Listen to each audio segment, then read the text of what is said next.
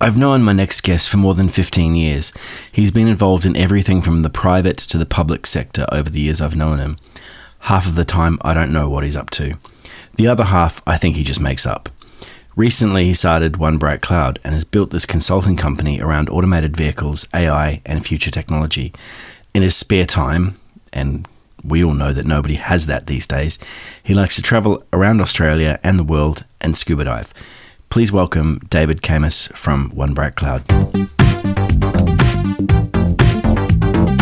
This is the Nerd Out of Water podcast with Michael Lobb.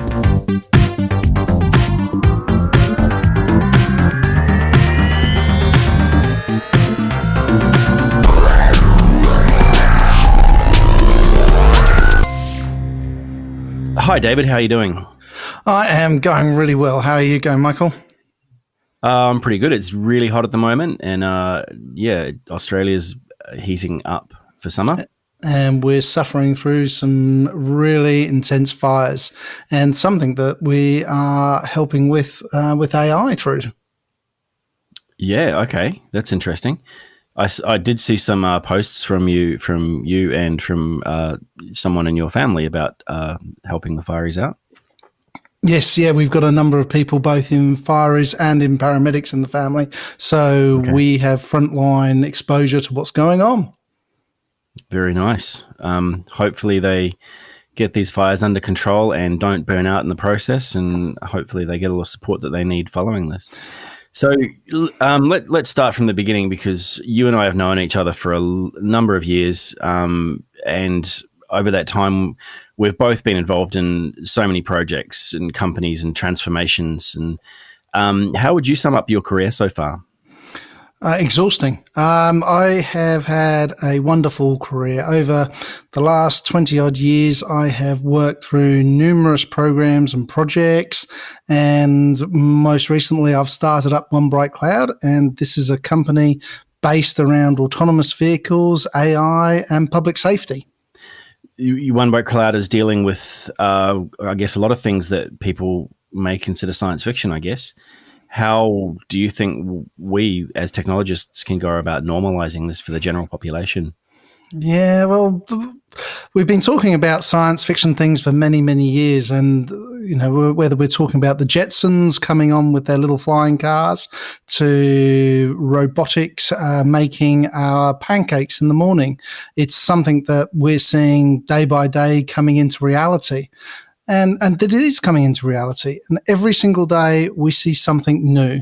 The moment I've been watching our firefighters, as I spoke a few minutes ago, who have been using self-flying quadcopters to actually take footage of incredible fires to understand where the heat spots are, so they can drop off the planes with the water carrying and pinpoint them.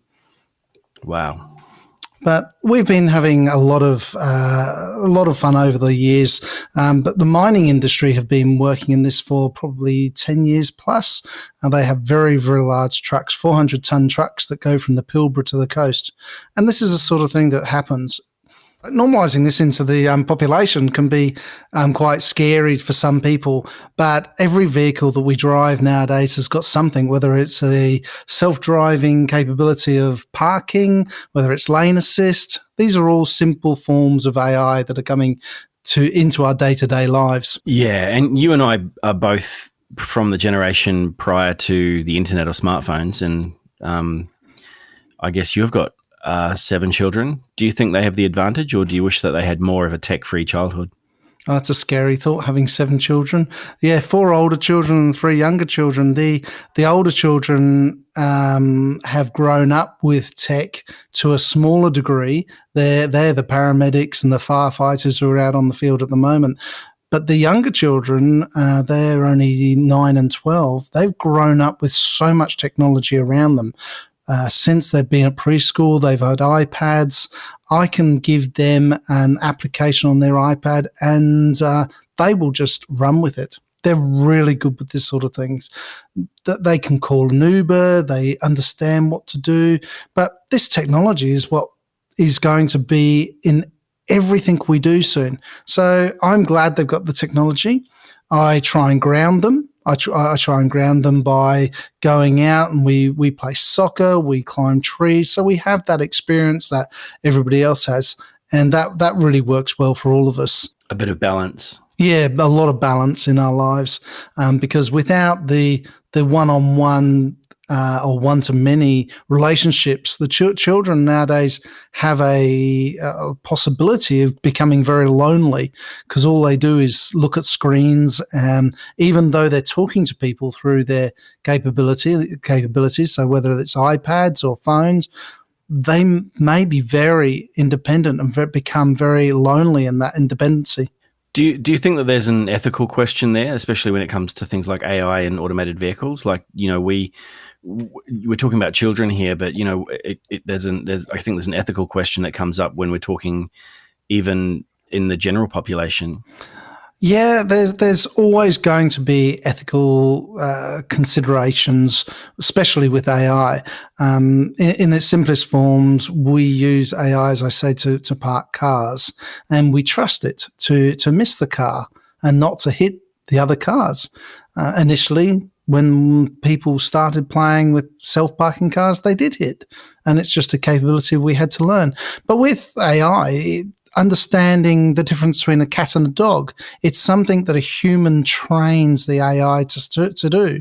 And even though neural networks then take it on and learn for themselves, the original facts are still human based. My paramedic son, he would use a defibrillator that uses a form of AI to understand when to send a pulse to kick somebody's heart into action. But these ethical situations, whether you want to talk about the trolley situation with whether you take the trolley bus on one path or another, I was recently at the ADVI conference, which is the International Driverless Vehicles Summit down in Sydney, and they are almost completely fed up of this ethical conversation because it is a human that is manufacturing the AI, manufacturing the neural networks, and we need to teach it the right from wrong, as we do every time we go and drive. We make decisions that could affect other people's lives, and it's proven that a human being makes poorer decisions than AI in driving. Yeah, I agree, and it's a complex conversation. But I think that as we move forward into the next 10, 20 years, those conversations are going to become less and less, and we're going to be talking more about functional use rather than the whether we should use it or not. Yeah, I agree. And as I said a minute ago, we need to ensure that people who are using this technology don't become removed from society, which is an ethical situation in its own fact. You've come from a non-tech background. You've worked into a technology role, and now you're into a future tech. But you've always had a real business focus. How do you balance the tech and the business sides of things? How do I balance the tech? Oh, really? So it's part of our everyday use. So email and text and computers are something that I use every day. Even before this podcast, we text each other to ensure that we were both ready to come on live to be able to talk. It's something that the children do, we do, whether it's Facebook, FaceTime, texting. I grew up, as you say, without tech, without any tech. The hardest tech I had was probably a 3345s or the old 78s of my mum's, or a reel-to-reel tape recorder, and that was fun. But the way I try and balance it is I balance my own life with my children. I'm very much a family man. I'm traveling a lot, which is unfortunate. But when I travel, I might try and use that tech to my own advantage. So there are times that I might be away for a week or so. And when I am, I try and sit down at the table with the children through technology. So I will have Skype running. Yeah. They will have Skype running. We'll all have dinner together but we could be 1,000, 2,000 kilometers apart. And I know that another thing that you do to balance out the tech and the business side of things is around community. I know that One Bright Cloud actually has a lot of community focus, and you're giving back a lot of what you're putting into technology back to the community. Yes, well, we really do try. So we have a percentage of all of our profits that go back into the community, because the community that is what provides us, and we want to pay back. So we pay back into drug and alcohol rehabilitation. So that's Retto to Hope. We look after, we put money into Starlight Children's Foundation, because we have had a lot of dealings on both sides of the fence. We've needed them in the past, and now it's time for us to pay back. And we play around a little bit with Queensland Opera. So their rural children's tour is something that we really get on with, and they raise a lot of money for their tour, and they spend that back on the children themselves as they travel around rural communities in central Queensland. Yeah, nice. One more question. You've transitioned from being a regular salary, from getting a regular salary, to being a contractor, to running a company. One of the reasons I'm doing this podcast, as you know, is because I'm from a tech background and I'm learning as I go in terms of running a company. What are some of the things that you've learned along the way that would make it easier for someone transitioning from, say, a salary, especially in tech, to running a business? Oh, it's hard. The number one thing is have passion.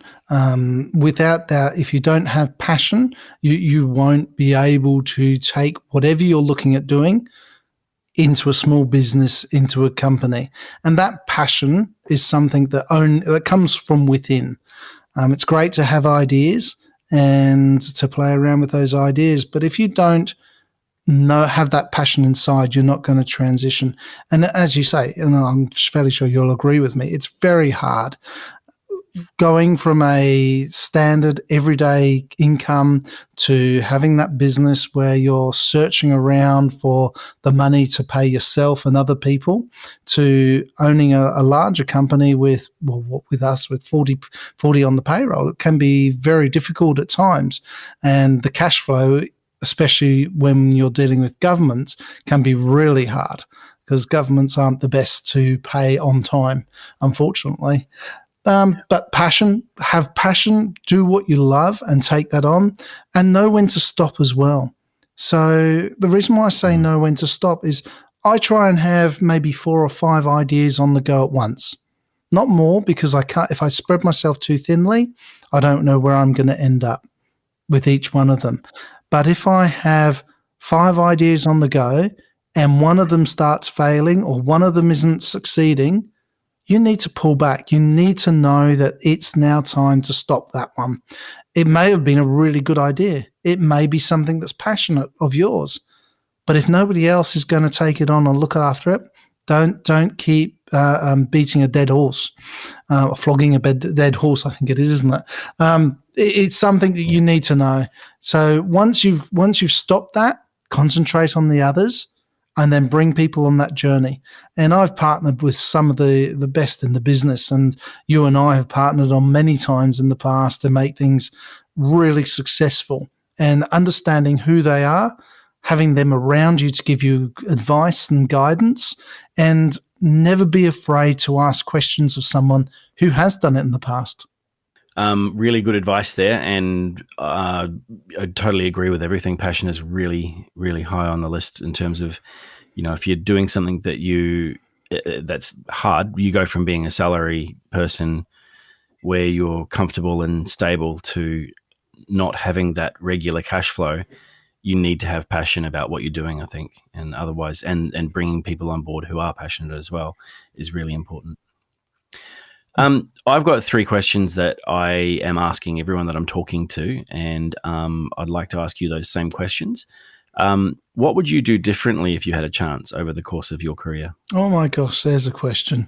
Looking back in retrospect is such a wonderful thing, having that hindsight. There would be many things I think I might have want to change, but I try to believe that everything that I do wrong, I can learn from to do it better the next time. And maybe if there's one thing I could have done that's in the past, would be right at the beginning when I started taking offense when people started saying, you're doing it wrong, actually listening to them. Do you have any predictions for the future of technology? In my space at the moment, the predictions are around autonomous vehicles and flying vehicles. You look at what's happening over in Japan with the autonomous buses at the moment, and they've got autonomous. They're now actually in the state of building towns with autonomous pods, picking up people from their homes, taking them to autonomous buses that then take them to main transport hubs, and the autonomous trains taking them into the cities. That's already on the ground. Then you look at the flying capabilities. All of a sudden, I think our rural areas are going to increase in value as flying autonomous vehicles of some kind start coming onto the market. And I reckon they're only 10 years away before coming mainstream. I know they're being trialled in a number of cities around the world. Wow. Okay. I'm looking forward to my flying car. Yeah, well, Jetsons, here we come. If you weren't doing what you're doing now, what would you be doing? If I wasn't doing, I would probably be scuba diving. I am a scuba diving freak, but I love relaxing. I love traveling around the world, and I love being under the water. Where are you off to next? I'm scuba diving. Next, I'm scuba diving in ex-HMS Brisbane up at Mooloolaba with my son, which will be an incredible event. We've been there many times before. And after Christmas, we're popping over to Fiji, which will be a nice, relaxing time. Nice. Well, David, it's been lovely to talk to you, and I'm sure that there's lots and lots of other things that we could continue talking about. But for now, I'd just like to say thanks for coming on the podcast, and hopefully talk to you soon. Michael, it's been a pleasure. Thank you for having me.